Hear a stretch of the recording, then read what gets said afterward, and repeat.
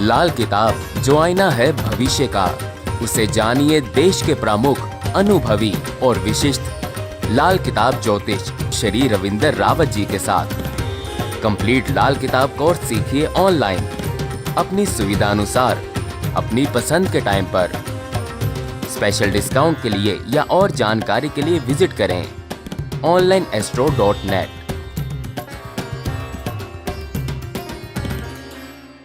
नमस्कार दोस्तों, मैं रविंदर रावत आप सभी का स्वागत करता हूं आप ही के चैनल में जिसका नाम है यूर एस्ट्रो हेल्थ। दोस्तों, हम आप सभी को अपने भाग्य को मजबूत पाने की इच्छा हमेशा रहती है। हमारा भाग्य हमारे लिए हमारा भूत है, जो हमारे बड़े बुजुर्गों के द्वारा हमें परोसा जाता है। हमारा जितना अच्छा भाग्य होगा उतना ही हम जीवन में आगे बढ़ पाएंगे।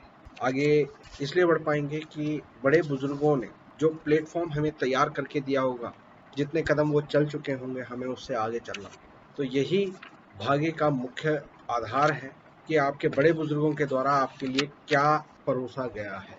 दोस्तों, इसी भाग्य को हमारे जीवन की बुनियाद भी कहा जाता है। अगर हमारी बुनियाद मजबूत होगी तो हमारे मेहनत और हमारे पुरुषार्थ से हम एक बेहतर जीवन की बिल्डिंग बना पाएंगे। दोस्तों, ऐसा नहीं है कि हमेशा पूर्वजों के द्वारा बनाई हुई अच्छी नींव को भी हम लोग उस पर अच्छा स्ट्रक्चर भी खड़ा करें। कई बार बड़े बुजुर्गों का बहुत कुछ दिया हुआ भी हमारे द्वारा खराब कर दिया जाता है। ये ऐसा क्यों होता है? सबसे पहले हमें क्या मिल सकता है, क्या मिला है, क्या मिलेगा और हम उसे कितना बढ़ा सकते हैं, कितना बढ़ा पाएंगे, ये सारी चीजें हमें नौवे घर से पता चलता है, भाग्य स्थान से पता चलता है, जो हमारी बुनियाद है। नवा हाउस यानी भाग्य का घर तीसरे और पांचवें घर में बैठे ग्रहों से प्रभावित रहता है। पांचवा घर संतान की उत्पत्ति के बाद, संतान पैदा होने के बाद अपने आप जाग जाता है। तीसरा घर आपके भाई, छोटे भाई हो तो जिस दिन आपका छोटा भाई पैदा होता है उस दिन से आपका भाग्य पर तीसरे घर का प्रभाव शुरू हो जाता है। दोस्तों, तीसरा घर हमारे भाग्य की ही बुनियाद नहीं है, हमारे घर की बुनियाद भी है। यानी जो भी हम मकान बनाते हैं उसकी नींव नाइन्थ हाउस होता है। हमारे संस्कारों, हमारे जीवन और हमारे जन्म के मूल नींव यानी हमारे संस्कारों और हमारे धर्म के नींव है, यानी तीर्थ है, हमारा कुल है। दोस्तों, नाइन्थ हाउस के ग्रह अक्सर आपके बुढ़ापे में अपना असर दिखाते हैं। नाइन्थ हाउस आपके लिए कितना भाग्यशाली है, कितना अच्छा है, कितना आपको दे रहा है, कितना नहीं दे रहा है, ये उसमें बैठे ग्रह के अनुसार होता है और तीसरे पांचवें घर के ग्रहों के अनुसार होता है। भाग्य स्थान को हमेशा लगन के ग्रहों से सहायता मिलती है और पांचवें घर की मजबूती और खराबी नौवें घर की बुनियाद होता है।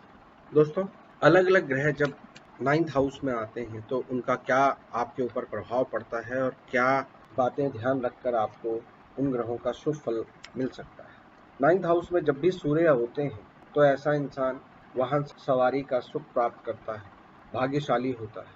इसे सूर्य ग्रहण के बाद का सूर्य बोला गया है, जो परेशानियों से निकलकर खुद ऊपर चढ़ता है। ऐसे लोगों को अपने घर में खाली पड़े बर्तनों को रसोई में या स्टोर वगैरह में ज़्यादा देर नहीं रखना चाहिए, उनका प्रयोग करते रहना चाहिए। ऐसे लोग जितने पशुओं की सेवा करें या उनसे संबंधित काम करें तो ऐसे लोगों को बहुत फ़ायदा मिलता है। ऐसे लोगों को अपने जॉइंट फैमिली में रहने की कोशिश करनी चाहिए, उससे उनका भाग्य उदय होता है।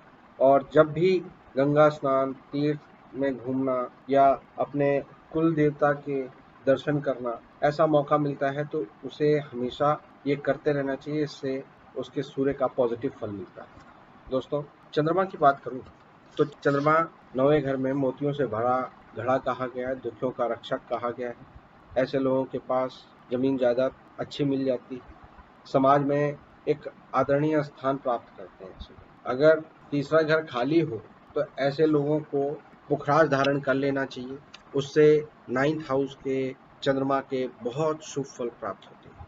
नाइन्थ हाउस के चंद्रमा वाले व्यक्ति को जब मौका मिले तब कुदरत वाले स्थानों पर जैसे पहाड़ों में, नदियों के पास, जंगल में जाना चाहिए, उससे चंद्रमा के शुभ फलों को और बल मिलता है।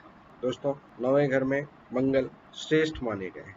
9th हाउस में जब भी मंगल आते हैं तो कहा जाता है कि बाकी सारे ग्रह भी अपना शुभ फल देना शुरू कर देते हैं। जब भी ऐसे इंसान के 13 और 14 की उम्र शुरू होती है, उसी समय से उसके पिता की तरक्की शुरू हो जाती है। ऐसे लोगों को पंसारी की दुकान, ड्राई फ्रूट्स की दुकान, लाल आइटम्स की दुकान बहुत चलती है। ऐसे लोगों को सोना धारण करना चाहिए, सोने में मूंगा धारण करना चाहिए, बंदरों की सेवा करनी चाहिए और लाल कपड़ा हमेशा अपने पास रखना चाहिए। दोस्तों, 9th हाउस में अगर बुध होते हैं तो इसे दीमक कहा गया है। यहाँ पर ये बहुत शुभ नहीं होते, इसे कोढ़ी भी कहा जाता है। यहाँ पर ये बृहस्पति को पूर्ण रूप से खराबी दे देते हैं। 9th हाउस के बुध वाले लोग अगर वहमों में पड़ते हैं, तंत्र, साधु, ढोंगी, तांत्रिक, इन लोगों के चक्रों में पड़ते हैं तो और ज़्यादा नुकसान होता है। इनको इन लोगों से दूरी रखनी चाहिए। तंत्र, ताबीज़, भभूत माला, इनसे दूरी रखनी चाहिए और फिटकरी के कुल्ले और नाग छेदन इनके लिए सबसे श्रेष्ठ उपाय होता है। दोस्तों, 9th हाउस में बृहस्पति हो तो ये अपने पक्के घर में होते हैं। 9 निधि और 12 सिद्धियों का ऐसा इंसान स्वामी होता है। अपने कमिटमेंट का ऐसा इंसान बहुत पक्का होता है, लेकिन आलसी और आलसपन उसके कामों को अधूरा छोड़ देते हैं। ऐसा इंसान आमतौर पर अपने सिद्धांतों पर अडिग रहता है, अपने धर्म पर अडिग रहता है। ऐसे इंसान को हमेशा अपने बड़े बुजुर्गों के साथ रहना चाहिए, दादा के साथ रहना चाहिए, उससे उसके जीवन में तरक्की बढ़ती रहती है। दोस्तों, 9th हाउस में शुक्र हो तो इसे मंगल बुध बोला जाता है। शुक्र 9th हाउस में होना अक्सर मंदे भाग्य की निशानी होता है। 25 की आयु के बाद अक्सर मुश्किलें बहुत ज़्यादा आती हैं। ऐसे लोगों को भोजन बिना मेहनत के प्राप्त नहीं हो पाता और ऐसे इंसान किसी तीर्थ की यात्रा करें तो संतान के लिए वो यात्रा अशुभ हो जाती है। ऐसे लोगों के घर में अक्सर पुरुषों की कमी होती है। दही का सेवन ऐसे लोगों को नहीं करना चाहिए, उसका दान करना इनके लिए फ़ायदेमंद होता है। मिठाई या हलवाई की दुकान का काम करना इनके लिए शुभ होता है।